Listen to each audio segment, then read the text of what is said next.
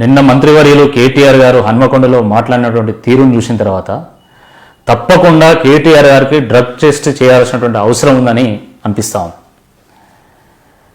వాళ్ళ నానేమో సోయి తప్పి ఆయన మాట్లాడతాడు, అంతకంటే ఎక్కువ కేటీఆర్ గారు మాట్లాడుతూ ఉన్నారు.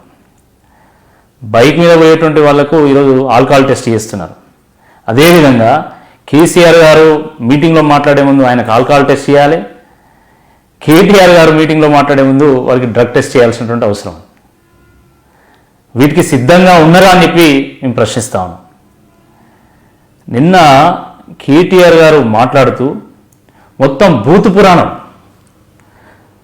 అసలు ఒక మంత్రిని అనేటువంటి విషయాన్ని మర్చిపోయి సోయి తప్పి దిగజారి బండ బూతులు మాట్లాడడం జరిగింది. వాళ్ళ నాన్న బూతుల్లో పిహెచ్డీ చేస్తే ఈయన పోస్ట్ డాక్టరేట్ ఫెలోషిప్ చేసిండు, పీడిఎఫ్ చేసిండు. ఈయన అంత దారుణంగా అంటే గత 8 సంవత్సరాల్లో వరంగల్కు చేసింది ఏమీ లేదు కాబట్టి, చెప్పుకునేది ఏమీ లేదు కాబట్టి దిగజారి అసహనంతో అభద్రతాభావంతో భారతీయ జనతా పార్టీ నాయకుల మీద విరుచుకబడ్డట్టుగా ఈరోజు ప్రజలు భావిస్తున్నారు. విమర్శ చేయి భారతీయ జనతా పార్టీ మీద, మా నాయకులను విమర్శించు, కానీ ఈ రకంగా ఇంత దారుణమైనటువంటి భాష ప్రయోగిస్తున్నావు అంటేనే బీజేపీ భయం నీకు పట్టుకున్నట్టుగా. మంత్రి పదవి నాకు ఎడమకాలు చెప్పుతోని సమానం అన్నాడు.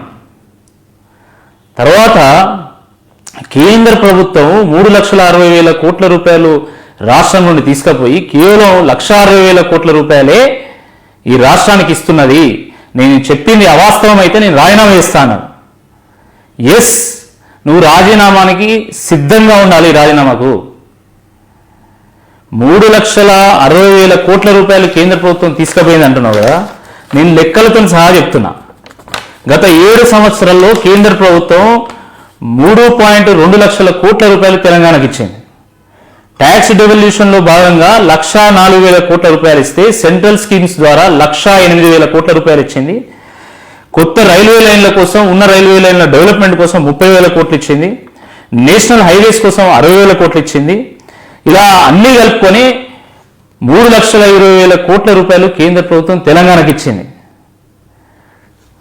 కేటీఆర్ గారికి రాజ్యాంగం తెలియదు, చట్టం తెలియదు. చట్టం ద్వారా కేంద్ర ప్రభుత్వము ఇక్కడ పన్నులు వసూలు చేసి దాంట్లో 41% తిరిగి రాష్ట్రానికి ఇస్తుంది. ఈ సోయి కూడా లేకుండా ఈరోజు నువ్వు మాట్లాడుతున్నావు అంటే అసలు నువ్వు మంత్రిగా ఉండడానికి కూడా అర్హత లేదు నీకు. కాబట్టి నువ్వు అయితే రాజీనామా చేయాలి, లేదా మంత్రి పదవి ఎడమకాలు చెప్పన్నావు కాబట్టి ఆ ఎడమకాలు చెప్పు మెడకేసుకున్నా తిరగాలి. దీనికి సిద్ధమా అని చెప్పేసి ఈరోజు మేము సవాల్ విసురుతున్నాం. నేను చెప్పినటువంటి నెంబర్స్ దమ్ముంటే డిస్ప్రూవ్ చేయాలి. మీరు పెట్టినటువంటి బడ్జెట్లో నేను నెంబర్లు తీసుకొని నేను క్యాలిక్యులేట్ చేసి చెప్తున్నా, దమ్ముంటే దీన్ని డిస్ప్రూవ్ చేయాలి, లేకపోతే రాజీనామా అన్న చేయాలి, లేకపోతే సిగ్గు లేకుండా ఆ ఎడమకాలు చెప్పు మెడకేసుకుని అన్న తిరగాలి. దీనికి సిద్ధమా కేసీఆర్ గారు అని చెప్పి, కేటీఆర్ గారు అని చెప్పేసి ఈ సందర్భంగా ప్రశ్నిస్తున్నాం. హాయ్ ఫ్రెండ్స్, మా టుడే టుమారో యూట్యూబ్ ఛానల్ చూస్తున్నందుకు చాలా థ్యాంక్స్. మరిన్ని లేటెస్ట్ వీడియోస్ కోసం వెంటనే సబ్స్క్రైబ్ చేయండి. అలాగే ఈ బెల్ ని కూడా రింగ్ చేసేయండి. మా నోటిఫికేషన్స్ అన్ని మీ మొబైల్లో వస్తాయి. అలాగే మా వీడియోస్ మీకు నచ్చితే లైక్ చేయండి, షేర్ చేయండి, నచ్చకపోతే కామెంట్ చేయండి.